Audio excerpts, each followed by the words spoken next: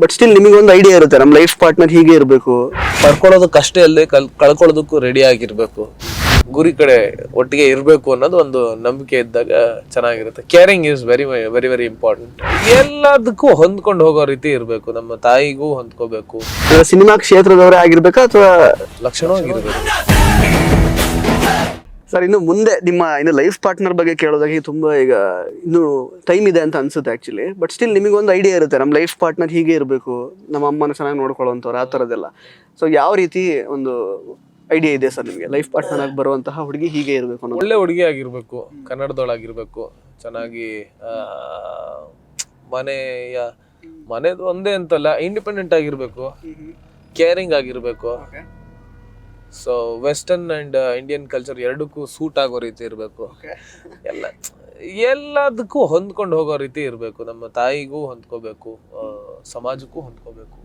ಸಮಾಜದ ಈಗ ಗೊತ್ತಲ್ಲ, ಈಗ ನೋಡಿ, ಈಗ ಎಲ್ಲ ರೀತಿ ನೆಗೆಟಿವ್ ಕಮೆಂಟ್ಸ್ ಬರುತ್ತೆ, ಪಾಸಿಟಿವ್ ಬರುತ್ತೆ. ಸೊ ಲೈಫನ್ನ ಸ್ವೀಕರಿಸ್ಬೇಕು ಹೌ ಇಟ್ ಇಸ್. ನನ್ನ ಜೊತೆ ಎಲ್ಲ ಏನೋ ಪಡ್ಕೊಳ್ಳೋದಕ್ಕೆ ಅಷ್ಟೇ ಅಲ್ಲದೆ ಕಳ್ಕೊಳ್ಳೋದಕ್ಕೂ ರೆಡಿ ಆಗಿರ್ಬೇಕು. ಆಗ್ಲೇ ತಾನೇ ಜೀವನ. ಒಟ್ಟಿಗೆ ಬೆಳಿಬೇಕು, ಒಟ್ಟಿಗೆ ಜೀವನ ಸಾಧಿಸ್ಬೇಕು, ಮುಂದೆ ಗುರಿ ಕಡೆ ಒಟ್ಟಿಗೆ ಇರಬೇಕು ಅನ್ನೋದು ಒಂದು ನಂಬಿಕೆ ಇದ್ದಾಗ ಚೆನ್ನಾಗಿರುತ್ತೆ. Caring is very very very important and so many things.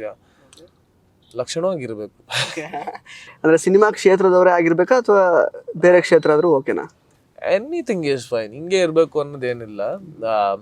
ಅವ್ರಿಗೆ ಏನು ಇಷ್ಟ ಆಗುತ್ತೋ ಅದನ್ನ ಮಾಡ್ಬೇಕಪ್ಪ. ನಾವು ಹೇಳೋದಲ್ಲ, ಮಾಡಬೇಡಿ ಅಂತಲೂ ಹೇಳಲ್ಲ. ಏನು ಇಷ್ಟ ಆಗುತ್ತೆ ಅದು ಮಾಡಬೇಕು. ಓಕೆ ಸರ್, ಇನ್ನು ಈಗ ಸಿನಿಮಾಗಳ ವಿಷಯಕ್ಕೆ ಅಂತ ಬರುವಾಗ ಡೆಫಿನೆಟ್ಲಿ ಈಗ ನಾವು ಯಾರೋ ಒಬ್ಬರನ್ನ ಹೀರೋಗಳನ್ನ ನಾವು ಆ್ಯಕ್ಚುಲಿ ತಲೆಯಲ್ಲಿ ಇಟ್ಕೊಂಡೇನೆ ಇನ್ಸ್ಪೈರ್ ಆಗಿ ನೀವಿಗೆ ಬಂದಿರ್ತೀರಿ ಆ್ಯಕ್ಚುಲಿ ಸಿನಿಮಾ ಕ್ಷೇತ್ರಕ್ಕೆ. ಅಂದರೆ ಕೆಲವೊಂದಷ್ಟು ಇನ್ಸ್ಪಿರೇಷನ್ ಅಂತೂ ಇದ್ದೇ ಇರುತ್ತೆ. ಇವ್ರದ್ದು ಈ ಸ್ಟೈಲ್ ಇಷ್ಟ, ಇವ್ರದ್ದು ಡೈಲಾಗ್ ಡೆಲಿವರಿ ಇಷ್ಟ, ಆ ಥರದ್ದೆಲ್ಲ. ಯಾರು ಹೆಚ್ಚು ಸಿನಿಮಾಗಳನ್ನು ನೀವು ನೋಡ್ತಾ ಇದ್ರಿ ಚಿಕ್ಕ ವಯಸ್ಸಿಂದ? ಯಾರಿಂದ ಜಾಸ್ತಿ ಇನ್ಫ್ಲುಯೆನ್ಸ್ ಆಗಿದ್ದೀರಾ ಅಂತ? ನಾನು ಎಲ್ಲಾರ್ದು ನೋಡ್ತಾ ಇದ್ದೆ. ನಮ್ಮಪ್ಪ ಅಣ್ಣವ್ರದ್ದು ಫ್ಯಾನು, ಜಾಸ್ತಿ ಅಣ್ಣವ್ರ ಫಿಲಮ್ಗಳು ನೋಡ್ತಾ ಇದ್ದೆ. ನಾನು ಅಣ್ಣವ್ರ ಫಿಲಮ್ಗಳು ಜಾಸ್ತಿ ನೋಡ್ತಾ ಇದ್ದೆ. ಆ್ಯಂಡ್ ಅವ್ರ ಸಿನಿಮಾಗಳು ತುಂಬ ಇನ್ಸ್ಪೈರ್ ಮಾಡೋದು. ಅವ್ರ ಆ್ಯಕ್ಟಿಂಗ್ ತುಂಬ ಇಷ್ಟ. ಅವ್ರದ್ದು ಇಮಿಟೇಟ್ ಮಾಡ್ತಾ ಇದ್ದೆ. ಅವ್ರ ಡೈಲಾಗಲ್ಲಿ ಹೇಳ್ತಾ ಇದ್ದಾರೆ, ಬಾಡಿ ಲ್ಯಾಂಗ್ವೇಜ್ಗಳು ಮಾಡ್ತಿದ್ದೆ. ಕಾಲೇಜಲ್ಲೂ ಮಾಡಿದ್ದಿದ್ದೆ ಅದೆಲ್ಲ. ನಂಗೆ ಅಣ್ಣವ್ರ ಫಿಲಮ್ಗಳು ತುಂಬ ಇಷ್ಟ ಅವಾಗಲಿಂದ. ಅಣ್ಣವ್ರು ಬಿಟ್ಟರೆ ನೆಕ್ಸ್ಟ್ ನಮ್ಮ ಜನಕ್ಕೆ ಯಶ್ ಅವರು, ದರ್ಶನ್ ಅವರು, ಸುದೀಪ್, ನಂಗೆ ಎಲ್ಲರೂ ಇಷ್ಟ. ನಾನು ಪರ್ಟಿಕ್ಯುಲರ್ ಆಗಿ ಇಂಥದ್ದೇ ಇಲ್ಲ. ನಾನು ಹೇಳ್ದಲ್ಲ ಆಗಲೇ, ನಮ್ಮ ಸೀನಿಯರ್ಸ್ದು ಎಲ್ಲ ಸಿನಿಮಾಗಳನ್ನು ನೋಡ್ಕೊಂಡೇ ಬೆಳೆದಿದ್ದು ನಾನು. ನನಗೆ ತುಂಬ ಇಷ್ಟ ಆಗುತ್ತೆ ಕನ್ನಡ ಸಿನಿಮಾ ಲವರ್ ಅಷ್ಟೇ. I am a cinema lover. Okay. ಇನ್ನು ಸರ್, ಈಗ ನಿಮ್ಮ ಸೀರಿಯಲ್ ದಿನಗಳ ಬಗ್ಗೆ ಅಂದರೆ ಅಕ್ಕ ಇರ್ಬೋದು, ಸಾಕಷ್ಟು ಬೇರೆ ಬೇರೆ ಸೀರಿಯಲ್ಗಳನ್ನು ನೋಡಿ ಪುಟ್ಟಕ್ಕಣ ಮಕ್ಕಳು ಜನ ತುಂಬ ಇಷ್ಟಪಟ್ಟರು, ಆ ಥರದ್ದೆಲ್ಲ. ಸೊ ಆ ಸೀರಿಯಲ್ ದಿನಗಳಲ್ಲಿ ಯಾವತ್ತಾದ್ರೂ ನಿಮಗೆ ಇದು ಮೋನೋಟನಸ್ ಅನ್ನಿಸ್ತಾ ಇದೆಯಲ್ಲ?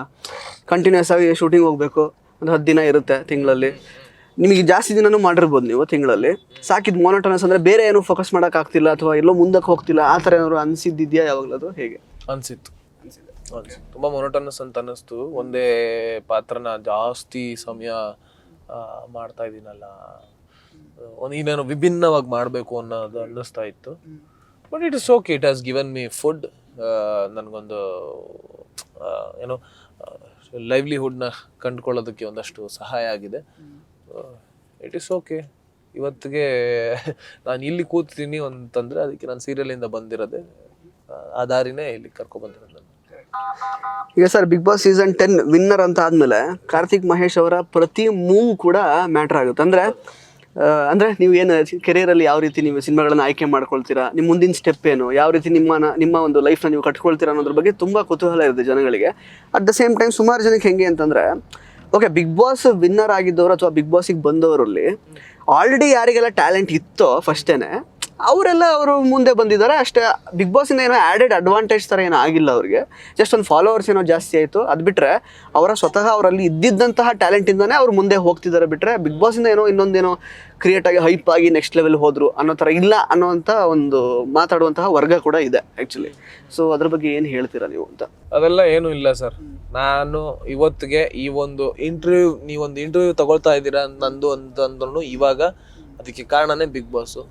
ಬಿಗ್ ಬಾಸ್ ನನಗೆ ಕೊಟ್ಟಂಥ ವೇದಿಕೆ, ಕಲರ್ಸ್ ಕನ್ನಡ ನನಗೊಂದು ಕೊಟ್ಟಂಥ ಆಪರ್ಚುನಿಟಿ, ಸೊ ಅದು ನೆಗೆಟಿವ್, ನಾನು ಹೇಳದ್ನಲ್ಲ ಈಗ ನನ್ನ ಬಗ್ಗೆನೂ ನೆಗೆಟಿವ್ ಟಾಕ್ಸ್ ಬಂದೇ ಬರುತ್ತೆ. ಪರ್ಸ್ನಾಲಿಟಿ ಇಷ್ಟಪಡೋರು ಇದ್ದಾರೆ, ಅದ್ರ ಬಗ್ಗೆ ಮಾತಾಡೋರು ಇದ್ದಾರೆ. ಅದೊಂದು ಅದ್ಭುತವಾದ ವೇದಿಕೆ, ಇಡೀ ಇಂಡಿಯಾದಲ್ಲಿ it's a super reality show. ಅದ್ರ ಬಗ್ಗೆ ನೆಗೆಟಿವ್ ಆಗಿ ಮಾತಾಡೋರು ಮಾತಾಡೇ ಇರ್ತಾರೆ. ಕೋಟ್ಯಾಂತರ ಜನ ಇಷ್ಟಪಟ್ಟು ನೋಡಿದರೆ, ಅಷ್ಟು ಹೈಯೆಸ್ಟ್ TRP ಬಂದಿದೆ. ಸೊ ಸರ್, ನಮ್ಮ ಕೆರಿಯರ್ನ ನಾವು ಹೇಗೆ ರೂಪಿಸ್ಕೊಳ್ತೀವಿ ಅನ್ನೋದು ನಮ್ಮ ಮೇಲೆ ಬಿಟ್ಟಿರೋದು. ನಮ್ಮ ಪರ್ಸನಾಲಿಟಿ ಹೇಗೆ ತೋರಿಸ್ಕೊತೀವಿ ಅನ್ನೋದು ನಮ್ಮ ಮೇಲೆ ಬಿಟ್ಟಿದ್ದು. ನನ್ನ ಕೆರಿಯರ್ ಬಗ್ಗೆ ನಾನು ಅದ್ರ ಒಳ್ಳೆ ಕೆಲಸ ಆಯಿತು ಅಂದರೆ ಅದು ರೀಚ್ ಆಗೋ ಕಡೆ ರೀಚ್ ಆಗೇ ಆಗುತ್ತೆ. ಸೊ ಲೆಟ್ ಅಸ್ ಸಿ, ಅದನ್ನ ಮಾಡ್ಬಿಟ್ಟು ತೋರಿಸೋಣ.